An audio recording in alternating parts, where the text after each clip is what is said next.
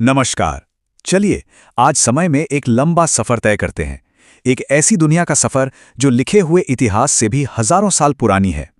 हम भारत के प्रागैतिहासिक अतीत की गहराइयों में उतरेंगे। एक ऐसा समय जब कहानियां कागज पर नहीं बल्कि पत्थरों पर लिखी जाती थीं।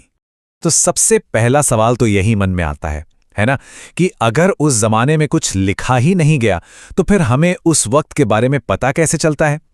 यहीं पर पुरातत्व यानी आर्कियोलॉजी एक जासूस की तरह काम करती है, जो हमें अतीत के अनलिखे सुरागों को पढ़ना सिखाती है। तो इसी को कहते हैं प्रागैतिहासिक काल, मतलब इतिहास से भी पहले का समय, जिसका कोई भी लिखा हुआ रिकॉर्ड मौजूद नहीं है।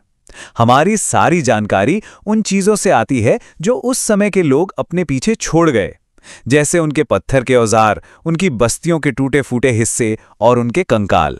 तो चलिए इस सफर की शुरुआत करते हैं सबसे पहले और सबसे लंबे दौर से, पुरा पाषाण काल। ये वो युग है जहां से भारत में इंसानी जिंदगी की कहानी असल में शुरू होती है। जरा सोचिए, उस दौर में जिंदगी कैसी रही होगी। इंसान पूरी तरह से प्रकृति के भरोसे थे। वे शिकारी थे जो जानवरों का शिकार करते और जंगल से फल फूल इकट्ठा करके गुजारा करते थे। खेती करना या जानवरों को पालना, ये सब बातें तो वो जानते ही नहीं थे। जिंदगी हर दिन बस जिंदा रहने की एक जद्दोजहद थी। अच्छा, तो हमें ये सब पता कैसे चला?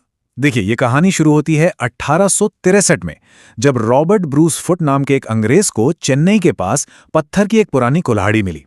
वो एक छोटी सी चीज एक बहुत बड़ी खोज साबित हुई, जिसने भारत के लाखों साल पुराने अतीत का दरवाजा ही खोल दिया। उसके बाद जैसा कि हम देख सकते हैं, सोहन और बेलन घाटी जैसी जगहों पर और भी खोजें हुई और धीरे धीरे इस प्राचीन दुनिया की तस्वीर साफ होती चली गई। और उनके औजार, वो क्वार्ट्जाइट जैसे सख्त पत्थर से बने भारी भरकम और खुरदुरे उपकरण थे, जैसे हाथ की कुल्हाड़ी और काटने के औजार। ये सिर्फ पत्थर के टुकड़े नहीं थे, ये उनका सर्वाइवल किट थे। इन्हीं से वो बड़े जानवरों का शिकार करते थे, उनकी खाल उतारते थे और अपनी रक्षा करते थे। अब समय आगे बढ़ता है और चीजें बदलना शुरू होती हैं। पुरा पाषाण काल के लंबे दौर के बाद आता है मध्य पाषाण काल, जो अपने साथ एक बड़ा बदलाव लेकर आया। यहां जो सबसे बड़ा बदलाव देखा वो था औजारों में। वो बड़े और भारी औजार अब गायब हो गए।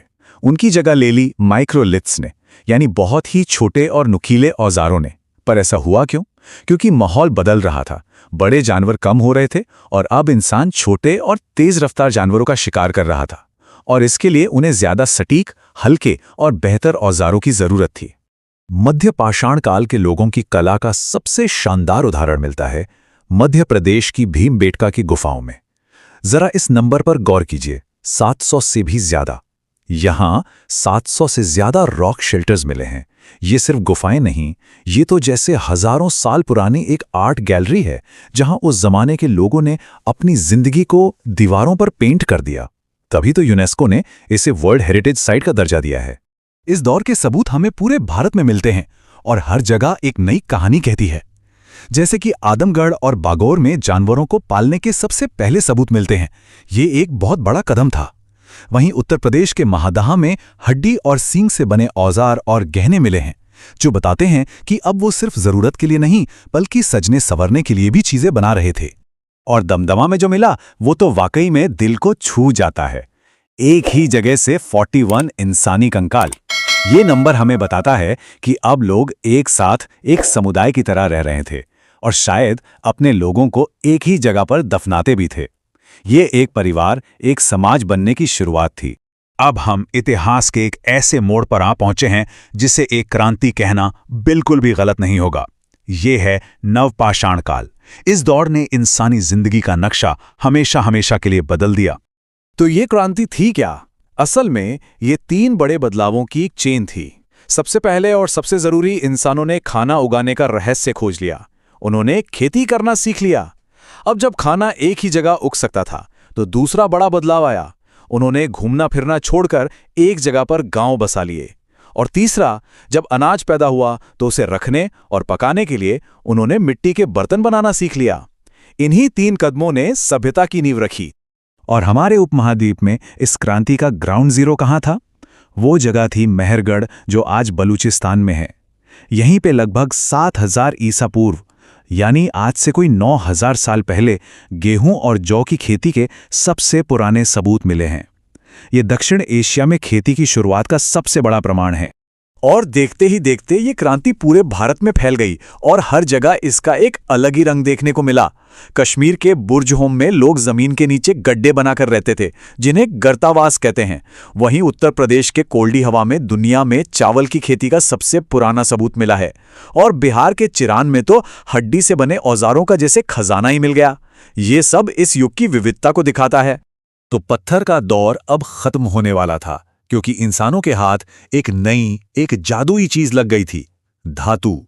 और यहीं से शुरू होता है ताम्र पाषाण काल, यानी पत्थर और तांबे का मिला जुला युग। ये पल इतिहास में हमेशा के लिए दर्ज हो गया। वो पहली धातु जो इंसानों ने इस्तेमाल की वो थी तांबा। ये टेक्नोलॉजी में एक बहुत बड़ी छलांग थी। इसने औजार बनाने, शिकार करने और खेती करने के तरीकों को और बेहतर बना दिया और हमें पाषाण युग से निकालकर धातु युग की दहलीज पर खड़ा कर दिया। इस नए दौर में भारत के अलग अलग कोनों में कई नई बस्तियां, नई संस्कृतियां पनपीं। जैसे कि राजस्थान में आहार संस्कृति थी, जिसे तांबड़ावती यानी तांबे वाली जगह भी कहते थे। जाहिर है वहां तांबे का बहुत काम होता था। मध्य प्रदेश की मालवा संस्कृति अपने शानदार मिट्टी के बर्तनों के लिए मशहूर थी। और महाराष्ट्र में जोरवे संस्कृति का सबसे बड़ा ठिकाना दाइमाबाद था। ये लोग ज्यादातर गांव में रहते थे, खेती करते थे और जानवर पालते थे। लेकिन उनकी कुछ रस्में वो हमें उनकी सोच की एक गहरी झलक देती हैं। वे अक्सर अपने घर के लोगों को मरने के बाद घर के फर्श के नीचे ही दफना देते थे, शायद ये दिखाने के लिए कि वो आज भी परिवार का ही हिस्सा हैं। महाराष्ट्र में तो शवों को खास उत्तर दक्षिण दिशा में लिटाया जाता था, जो उनके किसी गहरे विश्वास की तरफ इशारा करता है। तो पत्थर के एक खुरदुरे टुकड़े से लेकर चमकती हुई धातु तक और जंगल में भटकने से लेकर खेत उगाने तक, ये हजारों सालों का सफर हमें क्या बताता है? ये हमें इंसानी जज्बे की कहानी बताता है। ये दिखाता है कि इंसान हालात के हिसाब से खुद को कैसे ढालता है और हमेशा कुछ नया, कुछ बेहतर बनाने की कोशिश में लगा रहता है। ये वो कहानी है जो आज भी हम सब के अंदर कहीं ना कहीं जिंदा है।